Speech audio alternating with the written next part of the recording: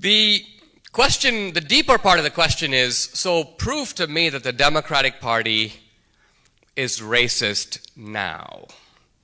And as often happens with a tough question, this is kind of when I rise to the occasion. Well,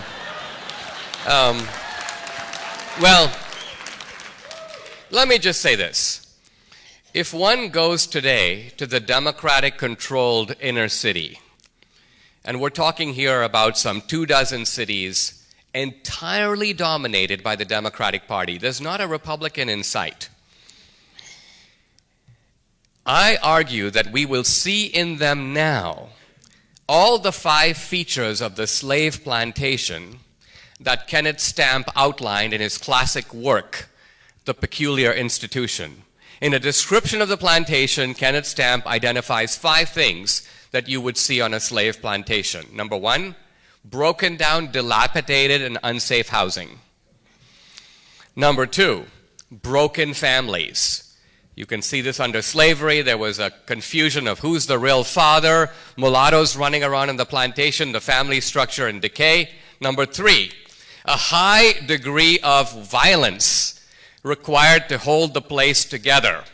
Police power, whippings, overseers, fences, barbed wire. Number 4, everybody gets a basic provision. If you need food, you have health care, they call the doctor, but nobody gets ahead. There's no opportunity. Nobody really advances. The Southerners and the Democrats used to call slavery a school of civilization. And Stamp goes, that's not a school from which anyone ever seemed to graduate. And finally, nihilism and despair. A feeling that there's no future, that this is an intergenerational, ongoing, lasting way of life. Now, all those 5 features can be traced directly to inner city Oakland, inner city Baltimore, many places, Chicago. And like I say, this has been going on since the 60s. The United States has spent trillions of dollars to fix these places. The Democrats have been in charge of fixing it.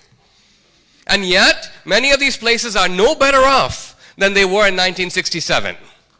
Think about that.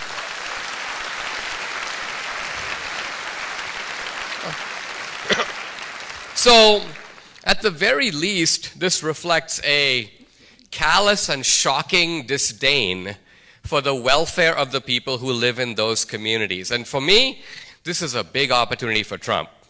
If Trump is able to talk straight to people in our inner cities, and I would add in our barrios and on our native reservations, and show them that there's a way to get up and get off the plantation, this would be a mammoth opportunity for the Republican Party.